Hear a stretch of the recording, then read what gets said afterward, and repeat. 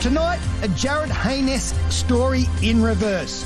The American high school athlete and contracted Philadelphia Eagles player who in 1999 chased an NRL dream at the Newcastle Knights. Here to recount his story, Greg Smith joins me one-on-one.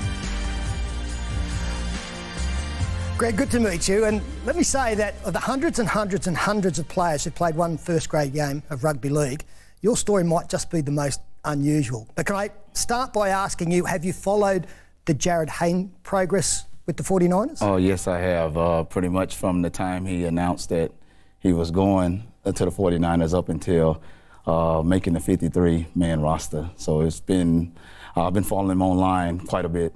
Did it cause you to pause and reflect on your own journey? Yes, it did, most definitely. I remember making that decision to, try rugby league at the time, and all the anticipation of what to expect, and what moving to a foreign country where mainly none of your family is there. So I can understand what he was going through. All right, let's go right back to the beginning. Where were you born and raised? I was born in a small town in Louisiana called DeRidder. And I was the second oldest of 6 kids. The oldest one was a stepsister of mine, so she mainly wasn't in the house most of the time. She just come around, sometimes during the seasons. And my father was military background, and from I say 7, 8 years old, I was actually a baseball player that started out, yeah. So how big was sport in your upbringing? Oh, very big, very big. Pretty much all your friends in the neighborhood was playing some sort of sport. In the state of Louisiana, I think parents, they said you either play baseball or you play basketball or football, or you don't have any, basically any outside life other than playing some sports, so. All right, well, you went to university, Fort Hays and Western State, and then you found your way to the Philadelphia Eagles. Can you tell us how that came about? Well, the process started my 3rd year of uni, so I was at Western State at the time.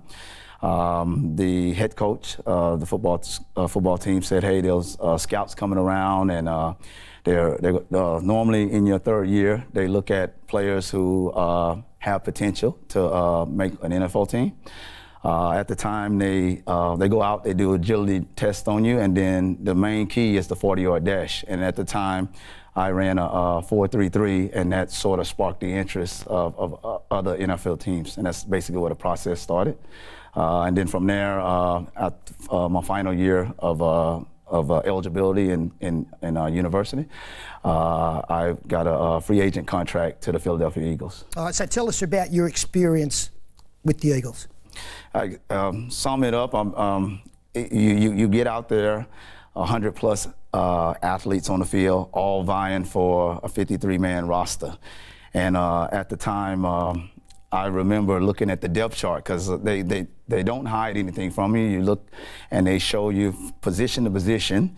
And I was listed on the wide receiver because that was, my position.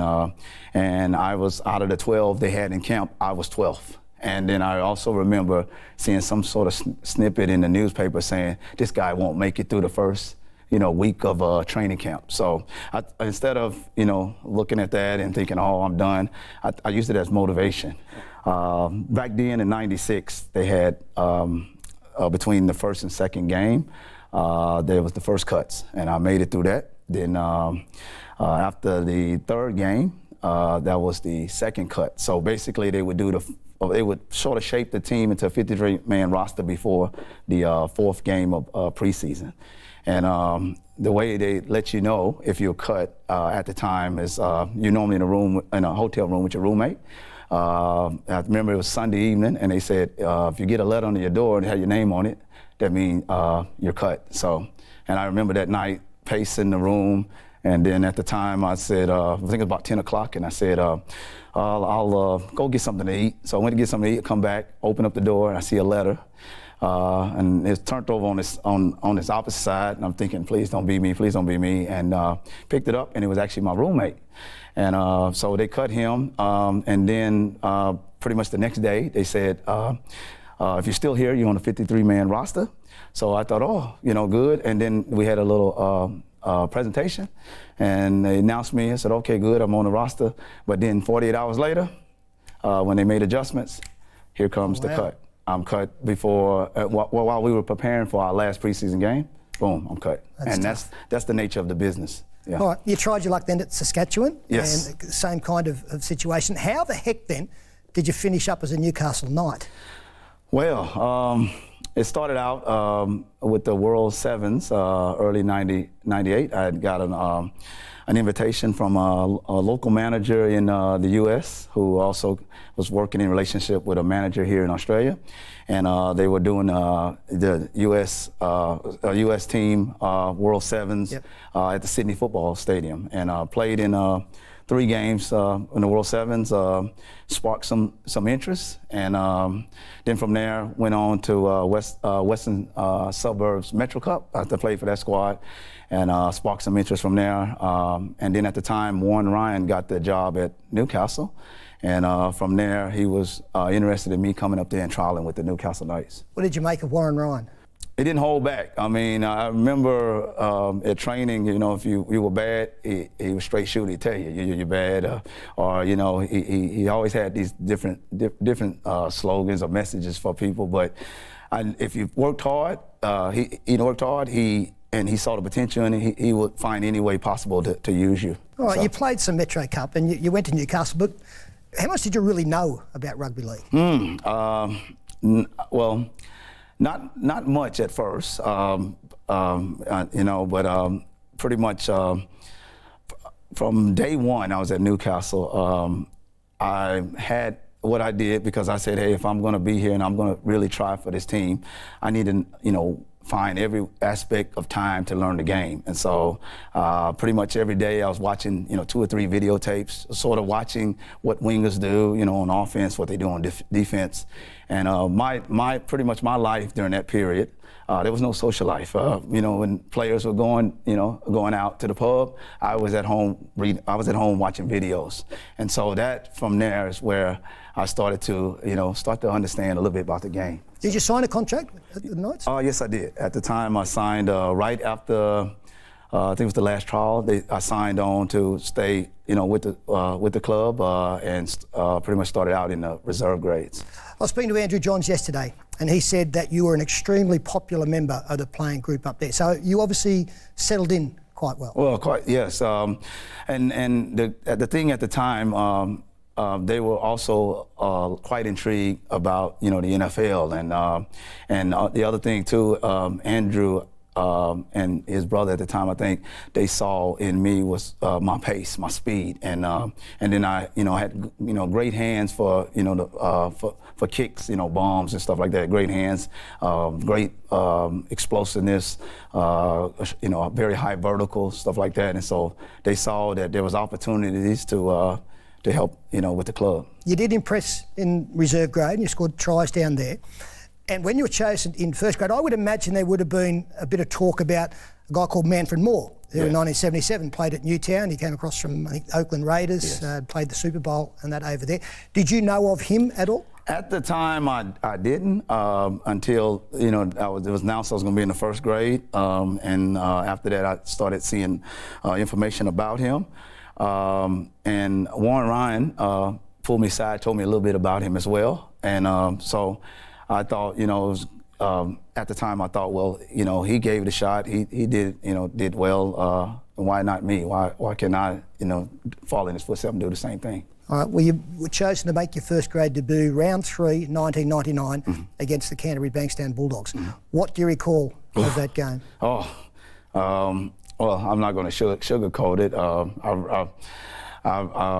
I recall, me, unfortunately dropping balls, missing tackles.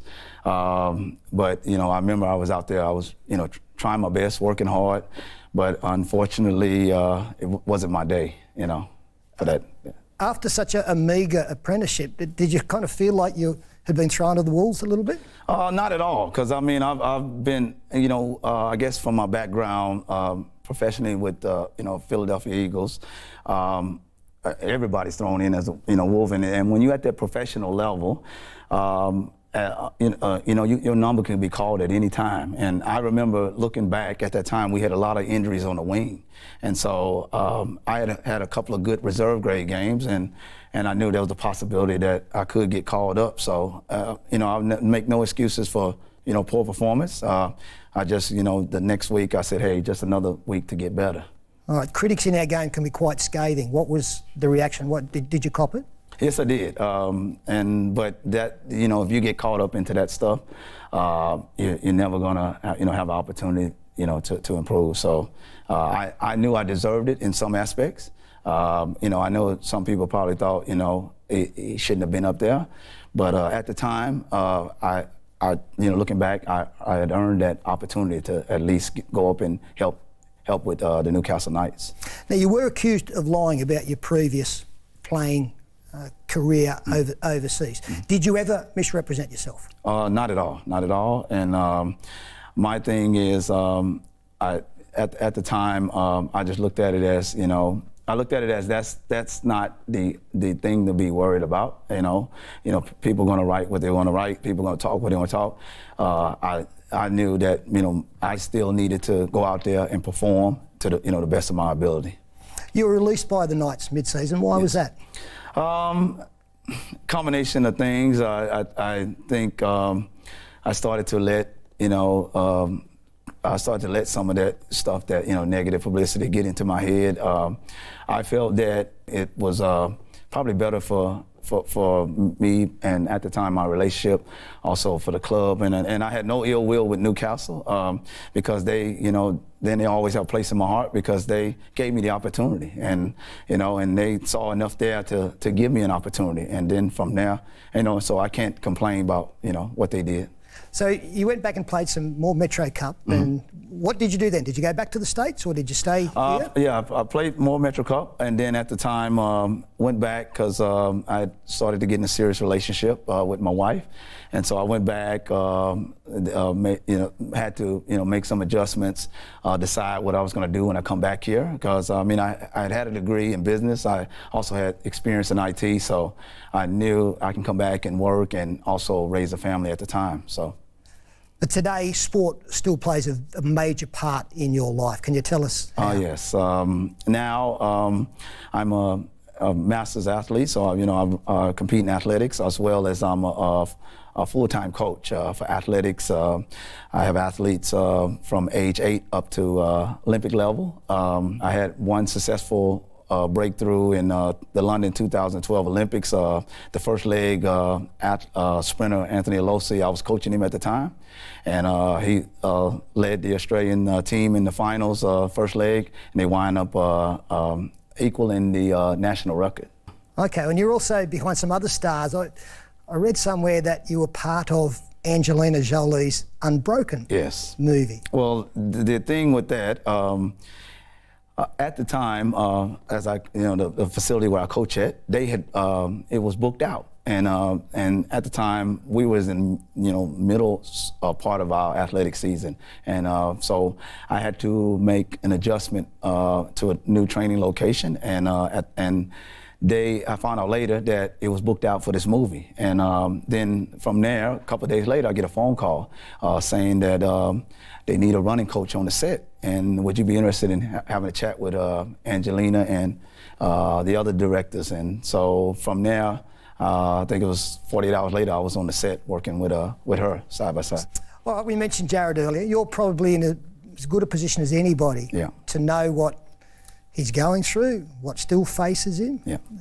What do you make of what he's done thus far? Well, two things. When I look at Jared, first thing is he's proved that he's got incredible athletic ability to lead NRL at one of the top at the time, the top part of his his career, and then go over there, make this change, prove to to the team in the preseason games that he's worth the bet, and then actually make the 53-man squad. The other thing I look at too is that the 49ers saw enough there to believe that they can invest more time in him over the next couple of years. So I think this also opens up opportunity for other players, both gridiron as well as NRL, because I've always said, over the last couple of years that I've been watching the NRL,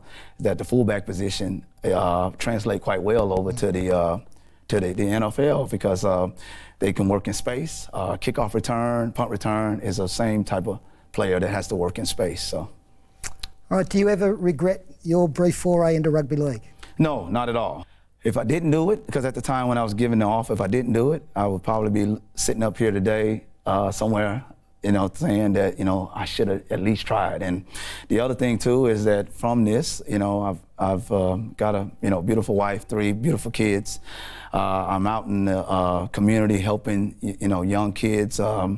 This all started from the rugby league journey over here to Australia. And there are thousands and thousands of young men out there who would love to do what you've done, and that's play a first-grade rugby league game. You've done that. Thank you very much for your time. Nice to meet you. Nice to meet you. Good luck for future success.